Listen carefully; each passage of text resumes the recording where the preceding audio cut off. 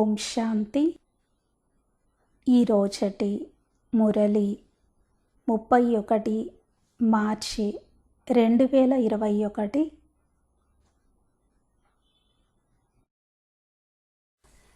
జ్ఞానసాగరుడు, శాంతి సాగరుడు, సర్వాత్మలకు తండ్రి, సర్వశక్తివంతుడు అయిన పరమాత్మను స్మృతి చేసినట్లయితే ఆత్మరూపీ బ్యాటరీ ఛార్జ్ అవుతుంది, ఆత్మలో శక్తి నిండుతుంది మరియు ఆత్మ సతో ప్రధానంగా అవుతుంది. కావున స్వయానికి ఆత్మగా భావిస్తూ సర్వశక్తివంతుడు అయిన పరమాత్మ స్మృతిలో కూర్చొని ఈ పాటని విందాము.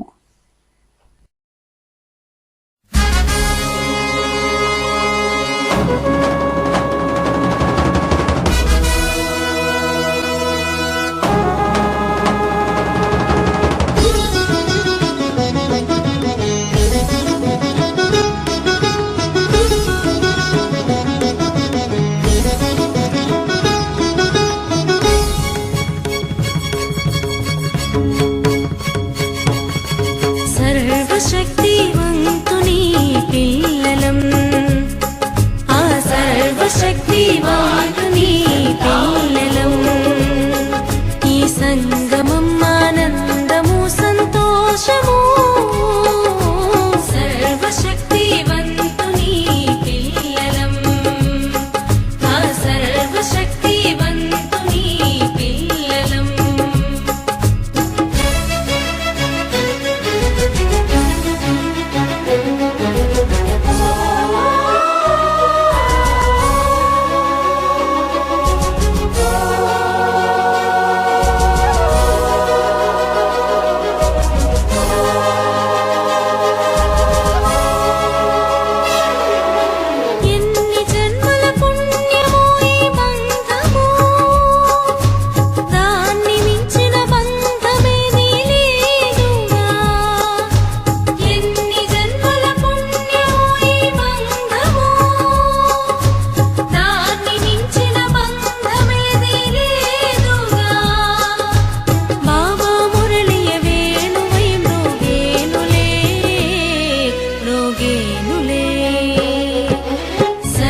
సర్వశక్తివంతుని పిల్లలం, ఆ సర్వశక్తివంతుని పిల్లలం.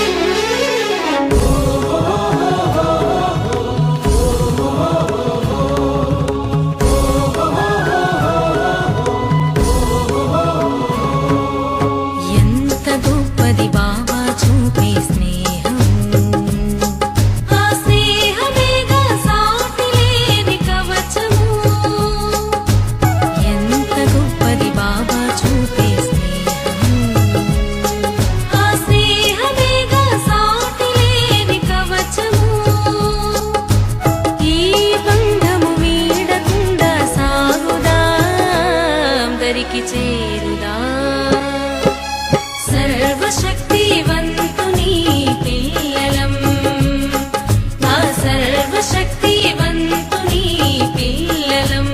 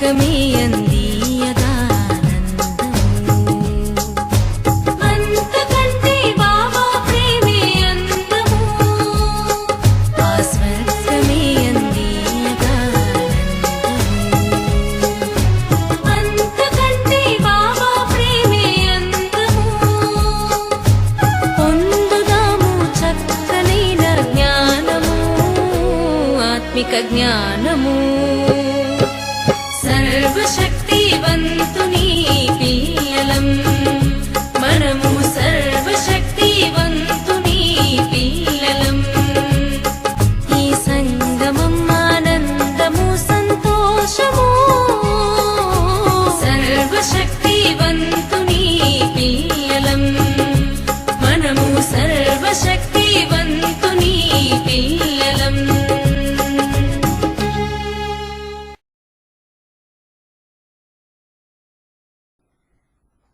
ఓం శాంతి. భగవాన్ వాచ. మధురమైన పిల్లలు, ఒక్క శివ్ బాబాయే నెంబర్ 1 నటుడు. తానే పతితులను పావనంగా తయారు చేసే పాత్రను పోషిస్తారు. శివ్ బాబా వంటి పాత్రను ఇంకెవరూ పోషించలేరు. మధురమైన పిల్లలు, ఒక్క పరమాత్మయే నెంబర్ 1 నటుడు. తానే పతితులను పావనంగా తయారు చేసే పాత్రను పోషిస్తారు. పరమాత్మ వంటి పాత్రను ఇంకెవరూ పోషించలేరు. ప్రశ్న: సన్యాసుల యోగము, దైహికమైన యోగము, ఆత్మిక యోగమును ఒక్క పరమాత్మయే నేర్పిస్తారు. అది ఎలా? సన్యాసుల యోగము, దైహికమైన యోగము, ఆత్మిక యోగమును ఒక్క శివ్ బాబాయే నేర్పిస్తారు. అది ఎలా? జవాబు: సన్యాసులు బ్రహ్మతత్వముతో యోగమును జోడించడం నేర్పిస్తారు. అది కేవలము నివసించే స్థానము మాత్రమే. కావున ఆ యోగము దైహికమైన యోగము అవుతుంది. తత్వమును ఎప్పుడూ ఉన్నతోన్నతమైనది అని అనరు. పిల్లలైన మీరు ఇప్పుడు పరమాత్మతో యోగమును జోడిస్తారు. కావుననే మీ యోగము ఆత్మిక యోగము. ఈ యోగమును ఒక్క పరమాత్మయే నేర్పించగలరు. ఇంకెవరూ దీనిని నేర్పించలేరు. ఎందుకంటే వారే మీ ఆత్మిక తండ్రి. సన్యాసులు బ్రహ్మతత్వముతో యోగమును జోడించడం నేర్పిస్తారు. అది కేవలము నివసించే స్థానము మాత్రమే. కావున ఆ యోగము దైహికమైన యోగము అవుతుంది. తత్వముని ఎప్పుడూ ఉన్నతోన్నతమైనది అని అనరు. పిల్లలైన మీరు ఇప్పుడు పరమాత్మతో యోగమును జోడిస్తారు. కావుననే మీ యోగము ఆత్మిక యోగము. ఈ యోగమును ఒక్క పరమాత్మయే నేర్పించగలరు. ఇంకెవరూ దీనిని నేర్పించలేరు. ఎందుకంటే వారే మీ ఆత్మిక తండ్రి. పాట ఉంది: నీవు ప్రేమ సాగరుడవు. ఓం శాంతి. ఓం శాంతి అనగా తమ ఆత్మ పరిచయాన్ని ఇవ్వడము అని చాలామంది అంటారు. కానీ స్వయం వారే అర్థం చేసుకోరు. ఓం శాంతికి ఎన్నో అర్థాలను చెబుతారు. కొందరు ఓం అనగా భగవంతుడు అని అంటారు. కానీ అది నిజం కాదు. ఆత్మయే ఓం శాంతి అని అంటుంది. అనగా ఆత్మనైన నా స్వధర్మము శాంతి. కావుననే నేను శాంతి స్వరూపమును అని అంటారు. ఇది నా శరీరము. నేను దీని ద్వారా కర్మలు చేస్తాను. ఇది ఎంత సహజమైనది. అలాగే బాబా కూడా ఓం శాంతి అని అంటారు. కానీ నేను అందరికీ తండ్రినైన కారణముగా, బీజరూపమైన కారణముగా రచన అనే వృక్షము అనగా కల్పవృక్షపు ఆది మధ్య అంతిమాలను గురించి నాకు తెలుసు.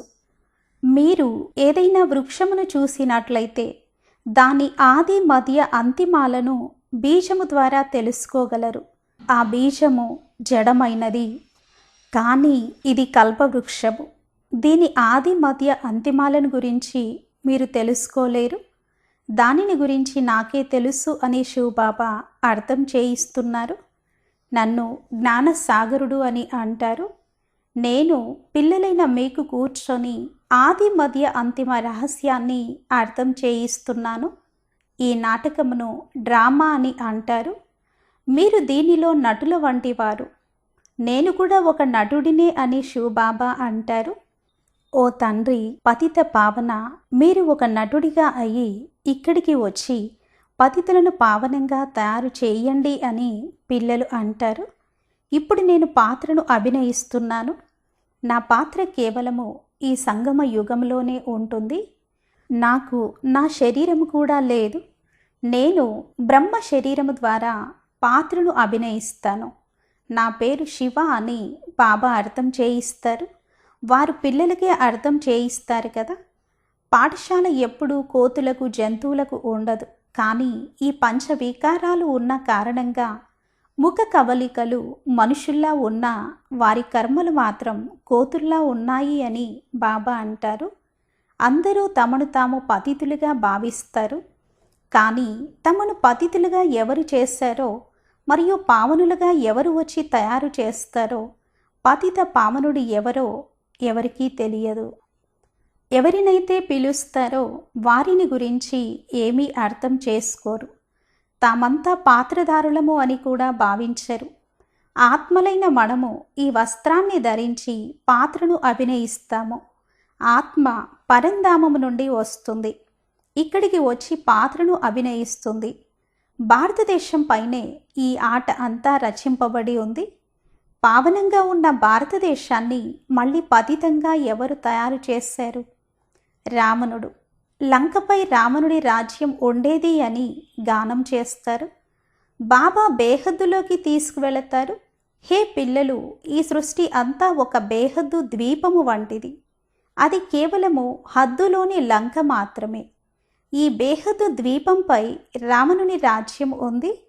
ప్రారంభంలో రామరాజ్యము ఉండేది, ఇప్పుడు రావణ రాజ్యము ఉంది. బాబా రామరాజ్యం ఎక్కడ ఉండేది అని పిల్లలు అడుగుతారు. పిల్లలు అది కూడా ఇక్కడే ఉండేది, దానిని అందరూ కోరుకుంటున్నారు అని బాబా తెలియజేస్తారు. భారతవాసులైన మీరు ఆది సనాతన దేవీదేవతా ధర్మానికి చెందినవారు. మీరు హిందూ ధర్మం వారు కాదు. మధురాతి మధురమైన చాలా కాలం తర్వాత కలిసిన ప్రియమైన పిల్లలైన మీరే ప్రారంభంలో భారతదేశంలో ఉండేవారు. మీకు ఆ సత్యయుగ రాజ్యాన్ని ఎవరు ఇచ్చారు? తప్పకుండా స్వర్గ స్థాపకుడైన భగవంతుడే ఆ వారసత్వాన్ని ఇస్తాడు కదా. ఎంతమంది ఇతర ధర్మాల్లోకి వెళ్ళిపోయారు? ముస్లింల రాజ్యం ఉన్నప్పుడు ఎంతోమందిని ముసల్మానులుగా చేశారు. క్రిస్టియన్ల రాజ్యం ఉన్నప్పుడు అనేక మందిని క్రైస్తవులుగా చేశారు. బౌద్ధుల రాజ్యము ఇక్కడ లేదు. అయినా కానీ అనేకులను బౌద్ధులుగా తయారు చేశారు. అందరూ వారి వారి ధర్మాలలోకి మార్చేశారు. ఆది సనాతన ధర్మము ప్రాయలోపం అయిపోయినప్పుడే దానిని మళ్ళీ పునఃస్థాపన చేయడం జరుగుతుంది కదా. కావున బాబా భారతవాసులకు పిల్లలైన మీ అందరినీ, మధురాతి మధురమైన పిల్లలు, మీరందరూ ఆది సనాతన దేవీదేవతా ధర్మానికి చెందినవారు. ఈసారి ఈ రాజయోగాన్ని నేర్పిస్తాను, ఇంకెవరూ దీనిని నేర్పించలేరు అని బాబా పిల్లలకు అర్థం చేయిస్తున్నారు. ఆత్మిక తండ్రి ఆత్మిక పిల్లలకు తననొక్కడినే స్మృతి చేసినట్లయితే పాపకర్మలన్నీ తొలగిపోతాయి అని తెలియజేస్తున్నారు. హఠయోగులు ఎప్పుడూ ఇలా చెప్పలేరు. బాబా ఆత్మలకు అర్థం చేయిస్తారు. ఇది క్రొత్త విషయము. బాబా ఇప్పుడు మిమ్మల్ని దేహీ అభిమానులుగా తయారు చేస్తున్నారు. బాబాకు తన దేహం లేదు. బ్రహ్మ తనువులోకి వస్తారు. ఇతడి పేరును మార్చివేస్తారు. ఎందుకంటే బ్రహ్మ మరజీవాగా అయ్యాడు. ఏ విధంగా గృహస్థులు సన్యాసులుగా అయినప్పుడు మరజీవులుగా అవుతారో, గృహస్థ ఆశ్రమాన్ని వదిలి నివృత్తి మార్గాన్ని తీసుకుంటారో, అలాగే మీరు కూడా మరజీవ జన్మను పొందాక మీ పేరు మారిపోతుంది. ప్రారంభంలో అందరికీ పేర్లను తీసుకువచ్చేవారు. ఆ తర్వాత కొందరు ఆశ్చర్యవంతులై విని అందరికీ చెప్పి మళ్ళీ పారిపోయారు. కావున అప్పటి నుండి పేర్లు రావడం ఆగిపోయింది. కావున ఇప్పుడు నేను పేరు ఇచ్చిన తర్వాత మళ్ళీ వారు వెళ్ళిపోతే అది వ్యర్థమైపోతుంది అని బాబా అంటారు.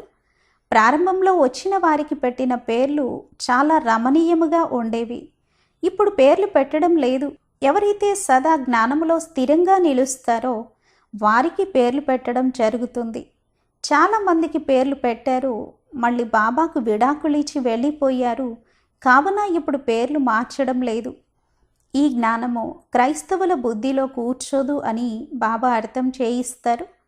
భారతదేశంలో యోగమును నిరాకారుడైన తండ్రి వచ్చి అర్థం చేయించారు అన్నది వారు అర్థం చేసుకుంటారు. పరమాత్మను స్మృతి చేయడం ద్వారానే పాపాలు భస్మమవుతాయి అని, తాము తమ ఇల్లైన పరంధామానికి వెళ్ళిపోతాము అని కూడా వారు అర్థం చేసుకుంటారు.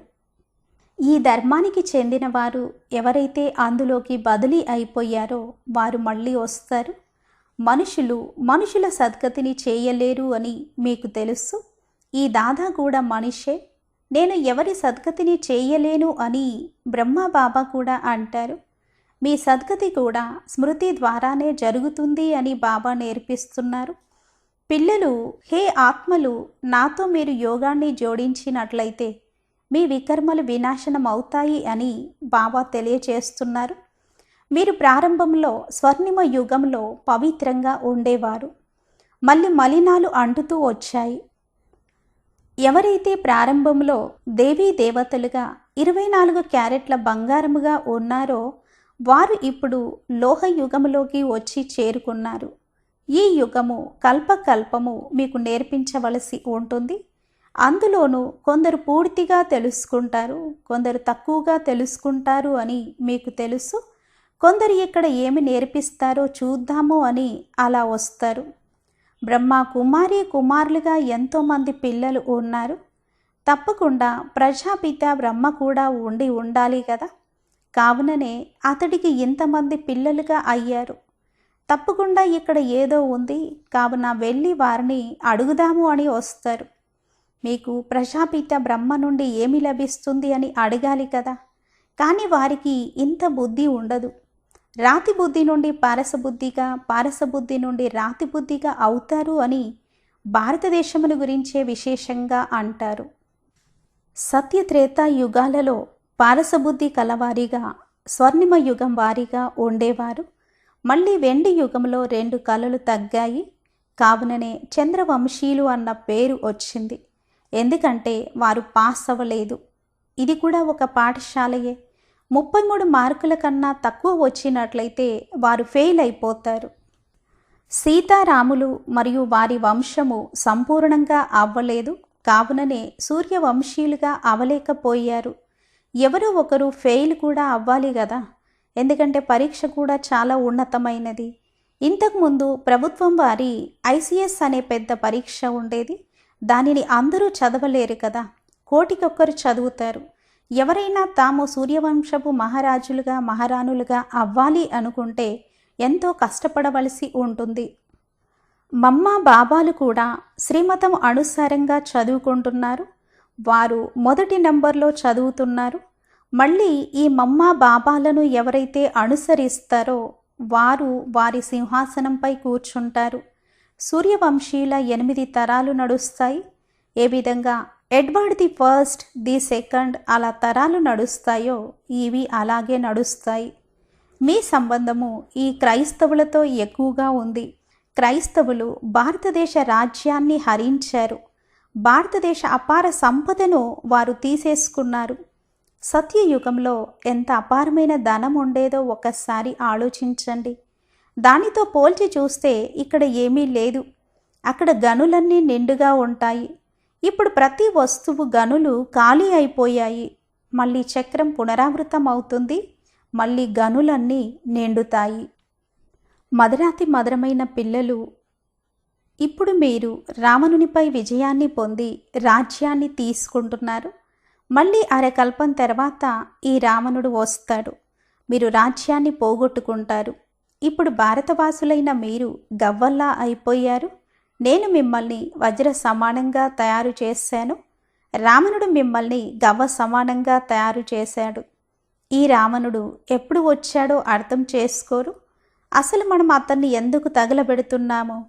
రావణుడిని పరంపరగా తగలబెడుతూ వస్తున్నాము అని అంటారు.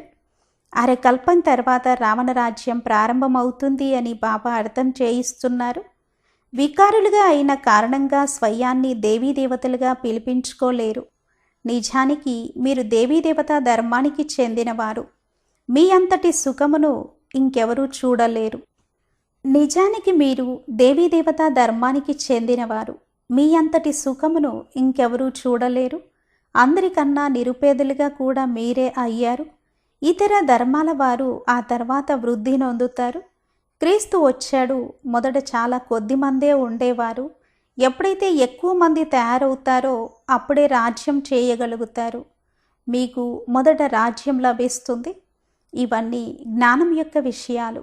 హే ఆత్మలు, తండ్రినైన నన్ను స్మృతి చేయండి. మీరు అరకల్పము దేహాభిమానంలో ఉన్నారు. ఇప్పుడు ఇక దేహీ అభిమానులుగా అవ్వండి అని తండ్రి చెబుతారు. గడియ గడియ ఇది మరిచిపోతారు. ఎందుకంటే అరకల్పము తుప్పుపట్టి ఉంది. ఈ సమయంలో బ్రాహ్మణులైన మీరు శిఖ స్థానంలో ఉన్నారు. మీరు అందరికన్నా ఉన్నతమైన వారు. సన్యాసులు బ్రహ్మముతో యోగమును జోడిస్తారు. దాని ద్వారా వికర్మలు వినాశనం అవ్వవు. ప్రతి ఒక్కరూ సతో రజో తమోలలోకి తప్పకుండా రావలసిందే. ఎవరూ తిరిగి వెళ్ళలేరు. ఎప్పుడైతే అందరూ తమో ప్రధానులుగా అయిపోతారో అప్పుడు తండ్రి వచ్చి అందరినీ సతో ప్రధానులుగా తయారు చేస్తారు. అనగా అందరి జ్యోతి వెలుగుతుంది. ప్రతి ఒక్క ఆత్మకు తమ తమ పాత్ర లభించింది. మీరు హీరో హీరోయిన్ పాత్రదారులు. భారతవాసులైన మీరు అందరికన్నా ఉన్నతమైన వారు. మీరు రాజ్యం తీసుకుంటారు, మళ్ళీ పోగొట్టుకుంటారు. ఇంకెవరూ రాజ్యమును తీసుకోరు. వారు బాహుబలముతో రాజ్యమును తీసుకుంటారు. ఎవరైతే విశ్వానికి అధిపతులుగా ఉండేవారో వారే మళ్ళీ అలా తయారవుతారు అని బాబా అర్థం చేయించారు. కావున సత్యమైన రాజయోగమును తండ్రి తప్ప ఇంకెవరూ నేర్పించలేరు. వారు ఏదైతే నేర్పిస్తారో అదంతా ఆ యథార్థమైన యోగమే. ఎవరూ తిరిగి వెళ్ళలేరు. ఇప్పుడు ఇది అంతిమము. అందరూ దుఃఖాల నుండి విముక్తులవుతారు. మళ్ళీ నెంబర్ వారీగా రావాలి. మొదట సుఖాన్ని చూస్తారు, ఆ తర్వాత దుఃఖాన్ని చూస్తారు. ఇవన్నీ అర్థం చేసుకోవలసిన విషయాలు. చేతులు పని వైపుకు, మనస్సు ప్రియుని వైపుకు అని అంటారు. పని చేసుకుంటూ ఉండండి, కానీ బుద్ధి యోగమును ఒక తండ్రితో జోడించండి. ఆత్మలైన మీరు ఆ ఒక్క ప్రియునికి ప్రేయసులు. ఇప్పుడు ఆ ప్రియుడు వచ్చారు. ప్రేయసులైన ఆత్మలందరినీ పుష్పాలుగా తయారు చేసి వారు తీసుకువెళతారు. బేహద్దు ప్రియుడు బేహద్దు ప్రేయసులకు నేను అందరినీ తీసుకువెళతాను అని చెబుతున్నారు. మళ్ళీ నెంబర్ వారీగా పురుషార్థము అనుసారంగా అక్కడికి వెళ్ళి పదవిని పొందుతారు. గృహస్థ వ్యవహారంలో ఉండండి, పిల్లలను సంభాళించండి. హే ఆత్మ, నీ మనసు ఒక తండ్రి వైపే ఉండాలి. ఇదే స్మృతి అభ్యాసమును చేస్తూ ఉండండి. ఇప్పుడు మనము తండ్రిని స్మృతి చేయడం ద్వారా స్వర్గవాసులుగా అవుతాము అని పిల్లలకు తెలుసు. విద్యార్థులు చాలా సంతోషముగా ఉండాలి. ఇది చాలా సహజము. డ్రామా అనుసారంగా అందరికీ దారిని తెలియచేయాలి. ఎవరితోనూ వాదించవలసిన అవసరం లేదు. ఇప్పుడు మీ బుద్ధిలోకి మొత్తం జ్ఞానమంతా వచ్చేసింది. మనుషులు రోగము నుండి విముక్తులైతే వారికి అందరూ అభినందనలు తెలుపుతారు. ఇక్కడైతే మొత్తం ప్రపంచమంతా రోగగ్రస్తంగా ఉంది. కొద్ది సమయంలో జయజయకారాలు వినిపిస్తాయి. అచ్చా, मीठे मीठे सिखलते बच्चों प्रति माता पिता बाप दादा का याद प्यार और गुड मॉर्निंग.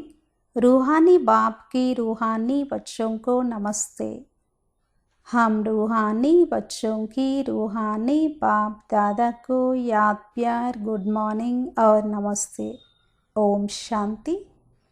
ధారణ కొరకు ముఖ్య సారము. ఫస్ట్ పాయింట్, సత్యమైన ప్రేయసులుగా అయి చేతులతో పనిచేస్తూ కూడా బుద్ధి ద్వారా ప్రియుడిని స్మృతి చేసే అభ్యాసము చేయాలి.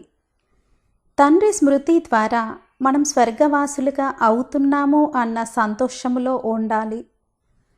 సత్యమైన ప్రేయసులుగా అయి చేతులతో పనిచేస్తూ కూడా బుద్ధి ద్వారా ప్రియుడిని స్మృతి చేసే అభ్యాసము చేయాలి.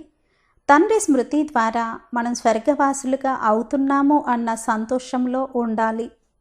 సెకండ్ పాయింట్, సూర్యవంశీ రాజ్యంలో సింహాసనాధికారులుగా అయ్యేందుకు మాతాపితలను పూర్తిగా అనుసరించాలి. బాబా సమానంగా జ్ఞానసాగరులుగా అయి అందరికీ దారిని చూపించాలి. సూర్యవంశీ రాజ్యంలో సింహాసనాధికారులుగా అయ్యేందుకు మమ్మ బాబాలను పూర్తిగా అనుసరించాలి. బాబా సమానంగా జ్ఞానసాగరులుగా అయి అందరికీ దారిని చూపించాలి. వరదానము: బాబాతో తెగిపోని సంబంధము ద్వారా కరెంటును అనుభవం చేసే సదా మాయాజీత్ విజయీ భవ. బాబాతో తెగిపోని సంబంధము ద్వారా శక్తిని అనుభవం చేసే సదా మాయాజీత్ విజయీ భవ. విస్తారము: ఏ విధంగా విద్యుత్ శక్తి ఎలాంటి కరెంటు షాకును కొడుతుంది అంటే మనుషులు దూరంగా పడిపోతారు, షాక్ తగులుతుంది. అలా ఈశ్వరీయ శక్తి మాయను దూరంగా విసిరివేయాలి. అటువంటి కరెంట్ కావాలి. కానీ కరెంటుకు ఆధారము కనెక్షన్. నడుస్తూ తిరుగుతూ ప్రతి క్షణము తండ్రితోటి కనెక్షన్ జోడింపబడి ఉండాలి. అటువంటి తెగిపోని కనెక్షన్ ఉన్నట్లయితే కరెంటు వస్తుంది మరియు మాయాజీతులుగా విజయులుగా అవుతారు. ఏ విధంగా విద్యుత్ శక్తి ఎలాంటి కరెంటు షాకును కొడుతుంది అంటే మనుషులు దూరంగా పడిపోతారు, షాక్ తగులుతుంది. అలా ఈశ్వరీయ శక్తి మాయను దూరంగా విసిరివేయాలి. అటువంటి కరెంటు కావాలి. కానీ కరెంటుకు ఆధారము కనెక్షన్. నడుస్తూ తిరుగుతూ ప్రతి క్షణము తండ్రితోటి కనెక్షన్ జోడింపబడి ఉండాలి. అటువంటి తెగిపోని కనెక్షన్ ఉన్నట్లయితే కరెంటు లభిస్తుంది మరియు మాయాజీతులుగా విజయులుగా అవుతారు. స్లోగన్: మంచి చెడు కర్మలను చేసేవారి ప్రభావపు బంధనము నుండి ఎవరైతే ముక్తులుగా ఉంటారో వారే తపస్వీలు. మంచి చెడు కర్మలను చేసేవారి ప్రభావపు బంధనము నుండి ఎవరైతే ముక్తులుగా ఉంటారో వారే తపస్వీలు. అమూల్య రత్నము. అవ్యక్త మురళి 23 జూలై 1969. శీర్షిక: సఫలతకు ఆధారము పరిశీలనా శక్తి, కిరీటము మరియు సింహాసనము. సంగమ యుగంలో ఎవరు ఎంత పెద్ద కిరీటము మరియు సింహాసనము ధారణ చేశారో చెక్ చేయండి. ఎందుకంటే అందరూ సెలెక్ట్ చేయబడిన రత్నాలు కనుక ఇంత గుర్తింపు తప్పకుండా ఉండాలి. సంగమ యుగంలో ఎవరు ఎంత పెద్ద కిరీటము మరియు సింహాసనము ధారణ చేశారో చెక్ చేయండి. ఎందుకంటే అందరూ ఎంపిక చేయబడిన రత్నాలు కనుక ఇంత గుర్తింపు తప్పకుండా ఉండాలి. పరిశీలన శక్తి యొక్క ఆవశ్యకత. ఫస్ట్ పాయింట్: తమ వర్తమాన పురుషార్థము ప్రమాణంగా తమ అదృష్టాన్ని పరిశీలించుకోవాలి. తమ వర్తమాన పురుషార్థపు ప్రమాణంగా తమ అదృష్టాన్ని పరిశీలించుకోవాలి. సెకండ్ పాయింట్: ఎప్పుడైతే తమను పరిశీలించుకోగలరో అప్పుడే ఇతరులను పరిశీలించగలరు. ఎప్పుడైతే తమను పరిశీలించుకోగలరో అప్పుడే ఇతరులను పరిశీలించగలరు. థర్డ్ పాయింట్: సమయం ఎలా ఉంది అంటే పరిశీలన శక్తి యొక్క అవసరం చాలా ఉంది. సమయం ఎలా ఉంది అంటే పరిశీలన శక్తి యొక్క అవసరం చాలా ఉంది. ఫోర్త్ పాయింట్: సేవలో సఫలతను పొందే ముఖ్య సాధనం కూడా ఇదే. సేవలో సఫలతను పొందే ముఖ్యమైన సాధనం కూడా ఇదే. పరిశీలన శక్తి పూర్తిగా ఉండడముతో ఎవరికి ఏది కావాలో, ఏ రూపముతో వారి అదృష్టం మేల్కొనగలదో అది ఇవ్వగలుగుతారు. పరిశీలన శక్తి పూర్తిగా ఉండడముతో ఎవరికి ఏది కావాలో, ఏ రూపముతో వారి అదృష్టం మేలుకుంటుందో అది ఇవ్వగలుగుతారు. అవ్యక్త ప్రేరణ పాయింట్: సంపూర్ణ పవిత్రత ఆధారంతో ఆత్మిక పర్సనాలిటీ ద్వారా సేవ చేయాలి. పవిత్రతా శక్తి ఎంత గొప్పది అంటే వారు తమ పవిత్ర మనస్సు ద్వారా అనగా శుద్ధ వృత్తి ద్వారా ప్రకృతిని కూడా పరివర్తన చేయగలరు. మనసా పవిత్రతా శక్తికి ప్రత్యక్ష ప్రమాణము ప్రకృతిని కూడా పరివర్తన చేయటము. స్వపరివర్తన ద్వారా ప్రకృతి పరివర్తన. ప్రకృతి కంటే ముందు వ్యక్తి కనుక వ్యక్తి పరివర్తన మరియు ప్రకృతి పరివర్తన మనసా పవిత్రతా శక్తికి ఇంతగా ప్రభావం ఉంది. పవిత్రతా శక్తి ఎంత గొప్పది అంటే వారు తమ పవిత్ర మనస్సు ద్వారా అనగా శుద్ధ వృత్తి ద్వారా ప్రకృతిని కూడా పరివర్తన చేయగలరు. మనస్స పవిత్రతా శక్తికి ప్రత్యక్ష ప్రమాణము ప్రకృతిని కూడా పరివర్తన చేయటము. స్వపరివర్తన ద్వారా ప్రకృతి పరివర్తన. ప్రకృతి కంటే ముందు వ్యక్తి కనుక వ్యక్తి పరివర్తన మరియు ప్రకృతి పరివర్తన. మనస పవిత్రతా శక్తికి ఇంతగా ప్రభావం ఉంది. అచ్చా అచ్చా. ఓం శాంతి.